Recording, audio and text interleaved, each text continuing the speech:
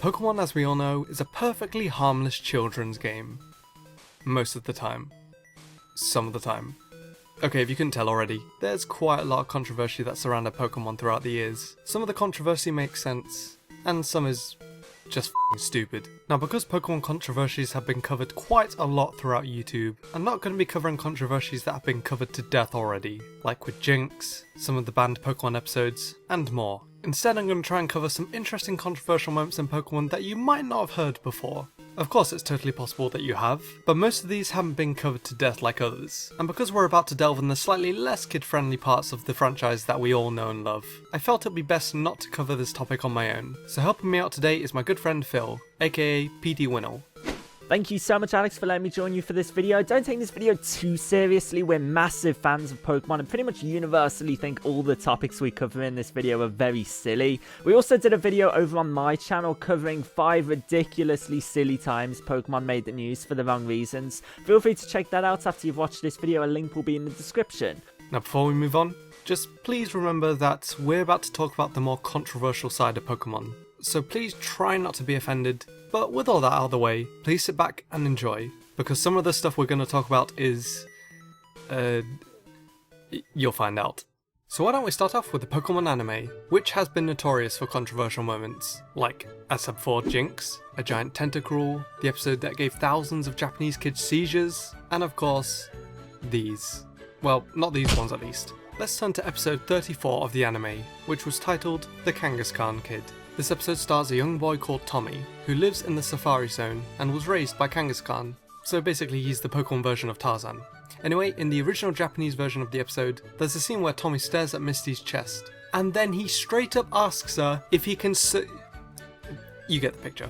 Now, of course, there was no way that this was getting into the dub, and in the English version, instead Tommy asks, "You people or Pokemon?" Huh?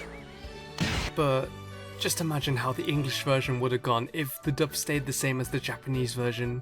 Next, let's talk about something that was changed in the anime that was arguably more silly, but also somewhat understandable. Jinx, as we all know, has been the subject of racism, so much to the point where Jinx even had its entire skin colour changed. However, in the Pokemon Black and White anime, some more concerns of racism were brought up, this time concerning the gym leader, Lenora. So, this is how Lenora was displayed in the original Japanese version of the anime. However, in the English dub, Lenora's look was changed to this. If you didn't spot it, the apron Lenora was wearing was removed, and instead made to look like a cape. Now, obviously to some people this might seem quite silly for the animators to go out of their way to change such a small thing.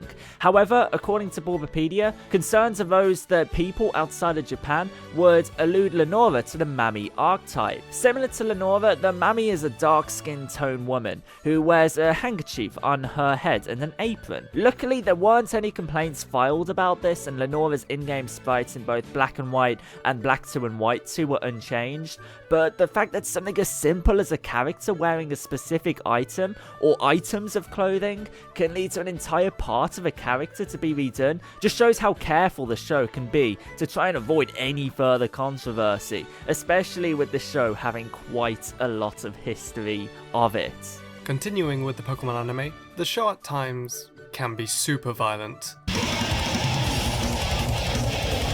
We all know about the banned episode featuring a gun, but what if I told you that's nothing? There's something even worse, even more life-threatening, and overall even more violent. Even more so than the manga. I mean, have you seen the manga? It's pretty violent. Like, there's Pokemon getting cut in half, Pokemon becoming zombies. But like I said, that's nothing. You want to know what's even worse? Well, prepare yourself, because the imagery I'm about to show you may be unsettling to some. You've been warned. So here we go. 3, 2... Ooh! Look at that! Look at Ash's face! Why is this child abuse?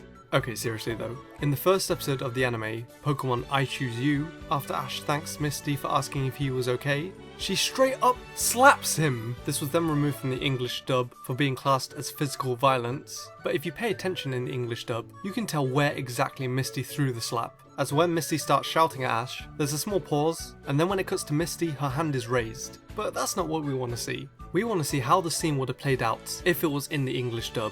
Well, believe it or not, I've actually managed to find the dub version of this scene. But before I play it, disclaimer, the following clip contains acts of violence, cruelty, and Ash getting slapped in the face. Oh, and a Pokemon! Oh, are you okay? Yeah, I'm okay. Not you! Look what you've done to that poor little thing! Damn, Misty, was that even needed? But guess what? It gets even worse. In episode 9 of the anime titled The School of Hard Knocks, Misty hits Brock over the head with a log. A freaking log! I mean, slapping a kid is bad enough, but attacking someone with something that could potentially kill them? No wonder Ash and Brock were terrified of her. This girl is crazy! Honestly, it gets me wondering why they decided to let her just stay in the group. I guess Misty must have just helped Ash get to the next level of being a true Pokemon trainer. You have helped me reach the next level. And here I was starting to think you were just a sadistic psycho bitch.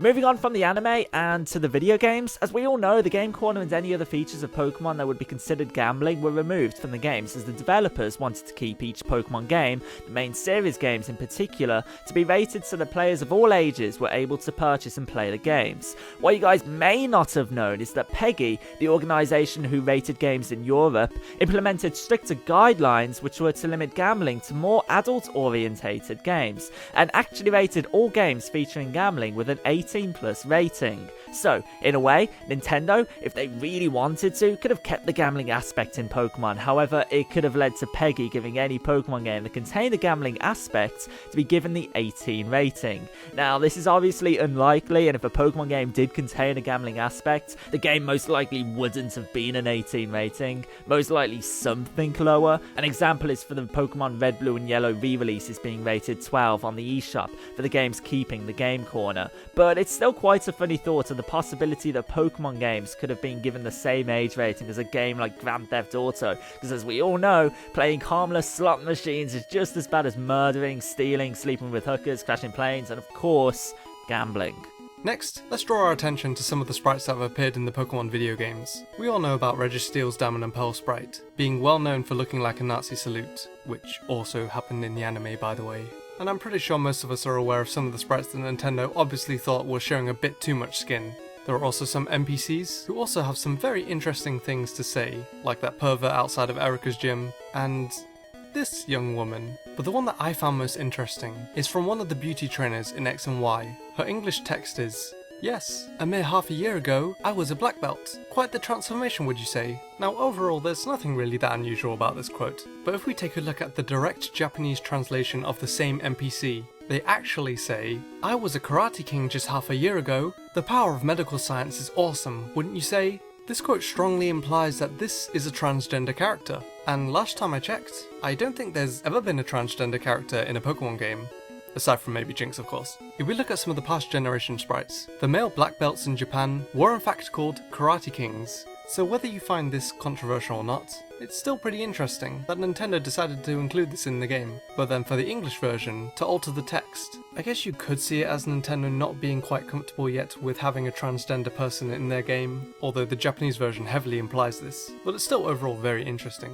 Now, when it comes to controversy in Pokemon, it's not just the anime and the games. Literally every form of media Pokemon has taken has had its fair share, like in the manga, and even the trading card game. Some of the most notable cards to have the English versions changed is the Koga's Ninja Trick card, where what was thought to be a swastika was on the card, which was changed in the English version. The card Misty's Tears was understandably due to the card showing Misty without any clothes on, the Grimer that looked like it was looking up a girl's skirt, and Nintendo's issue with gambling is even reflected in the TCG, as the Japanese version of the card arcade game showed slot machines, which was edited to only show one slot machine in the English version, as well as giving the name arcade game to try and not associate the card too much with gambling. Now if we look at some of the Pokemon manga, we can see the reason why some of these were changed. Or should I say, the reasons. For those of you not familiar with the manga, it gets away with quite a lot. Like this, and this, and oh god. By the way, Misty was 12 in the manga. 12. Finally, let's take a look at some controversial Pokemon moments regarding the real world. Pokemon has been a subject of controversy towards religion, with some fundamentalist Christian groups in the past accusing Pokemon to being linked with Satanism, with the player capturing and commanding Pokemon like they were demons, gym badges being compared to magical talismans in order to control the Pokemon, and Pokemon evolution being compared to real-life evolution, which of course does not go down well with creationists. Continuing with Pokemon violence, for those of you who didn't know, a potential gun attack was thankfully prevented at the 2015 Pokemon World Championships. Two men had posted on social media images of firearms on the trunk of their car saying that, quote unquote, they were ready for Worlds, here we come. Pokemon fans then notified the Boston Police Department, who stopped the men and found their firearms in their vehicles. Some sources say that the men weren't planning on using the weapons, more to show off their love of Pokemon and guns, but obviously making a point showing firearms and actually taking them to the event is very serious. And luckily, at the end of the day, no one was harmed. The last story we're going to talk about involves us going back to the year 1999. So we all know that fast food restaurants such as McDonald's give out toys. And a lot of the time, the toys they give out will be to promote an upcoming kids movie. Well, at this time, Burger King were promoting the first Pokemon movie, and the toys they were giving out were little Pokemon figures inside Pokeballs. And unfortunately, a 13-month-old girl reportedly covered her mouth and nose with half the Pokeball and suffocated. The ball may pose a suffocation hazard to children under 3. Throw the ball away or return it to Burger King. The safety of your child is of the utmost importance to us. As a result, the parents of the girl set up a website named Pokemon Kills. Burger King later stopped giving out the Pokeball toys, and instead for a limited time gave out extra food. This story is a pretty dark one, and not one I've seen being covered in the past, but I do kind of see why. So in the end, is Pokemon really the harmful kids game that we all see today? Of course not. Anyone with a brain cell knows that Pokemon isn't satanic or meant to harm anyone. But with Pokemon being the biggest RPG franchise of all time, yeah, there's gonna be something that someone's gonna complain about. Especially with Pokemon not just being hugely successful in the games, but also as a TV show, card game, toys, and many more. Massive thanks to Phil for joining me today, and as he said at the beginning of the video, if you want to see some more pretty interesting things about Pokemon, more specifically, interesting times Pokemon has made the news, join us over on Phil's channel, where we cover that. Link is in the description or at the end of the video. Anyway, I really hope you guys enjoyed us covering some of the more controversial moments in Pokemon's past. Again, hopefully no one got offended or anything, and please leave a like if you did enjoy. Subscribe for more Pokemon videos in the future, and until next time, thanks so much for watching.